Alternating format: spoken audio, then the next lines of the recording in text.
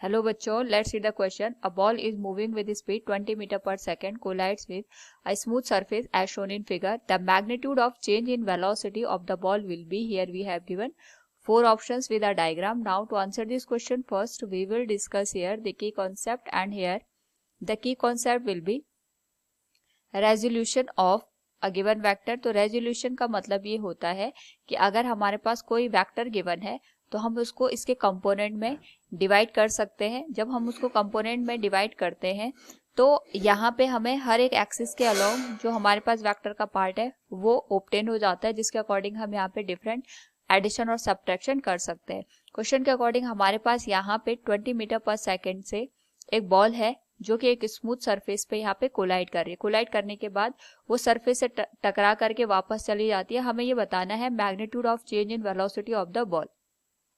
तो सबसे पहले हमारे पास जो यहाँ पे बॉल है इसकी जो वेलोसिटी गिवन है, इसके हम यहाँ पे दो कंपोनेंट करेंगे जो कि इंसिडेंट यहाँ पे वेलोसिटी को इंडिकेट कर रहा है. इसके लिए सबसे पहले हम यहाँ पे जो एंगल बन रहा है 30 डिग्री, इसके करस्पॉन्डिंग यहाँ पे भी एंगल बनेगा 30 डिग्री, जिसके दो कंपोनेंट बनेंगे, एक वर्टिकल डायरेक्शन में दूसरा हॉरिजॉन्टल डायरेक्शन में. This will be v cos 30 degree and this will be v sin 30 degree.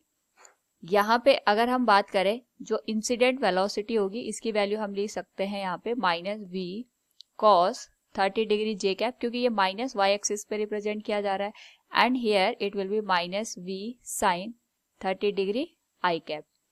Now इसको अगर हम इक्वेशन नंबर 1 दे दें और यहाँ पे जो हमारे पास वेलोसिटी है वो सरफेस से टकरा के इस तरीके से मूव कर रही है, जिसके करस्पॉन्डिंग जो एंगल की वैल्यू होगी 30 डिग्री होगी. इसके भी दो कंपोनेंट हम कर सकते हैं. ये कंपोनेंट आएगा v cos 30 degree and this will be v sin 30 degree. इसको हम यहाँ पे आफ्टर द रिफ्लेक्शन जो वेलोसिटी है इसके रूप में रिप्रेजेंट कर सकते हैं, जिसकी वैल्यू हो जाएगी, क्योंकि ये v sin 30 degree minus x axis की डायरेक्शन में रिप्रेजेंटेड है, सो it will be minus v sin 30 degree i cap. और जो हमारे पास यहाँ पे वर्टिकल डायरेक्शन का कंपोनेंट है that will B v cos 30 degree j cap. ये हो जाएगा इक्वेशन नंबर 2. नाउ अगर हम यहाँ पे चेंज इन वेलोसिटी निकालते हैं तो जो रिफ्लेक्टेड वेलोसिटी है उसमें से इंसिडेंट वेलोसिटी को हम यहाँ पे माइनस कर देंगे विद देयर डायरेक्शन. तो यहाँ पे वैल्यू आ जाएगी minus v sin 30 degree i cap plus v cos 30 degree j cap minus value आ जाएगी हमारे पास यहाँ पे minus v cos 30 degree j cap minus v sin 30 degree i cap के बराबर. अगर हम ऑब्जर्व करें तो sin 30 हमारे पास माइनस माइनस का प्लस हो जाएगा, तो यहाँ पे v sin 30 डिग्री से ये जीरो वैल्यू हमें देगा, and here we will get v cos 30 degree j cap plus v cos 30 degree j cap के बराबर. तो जो चेंज इन वेलोसिटी आएगी that will be 2v cos 30 degree j cap.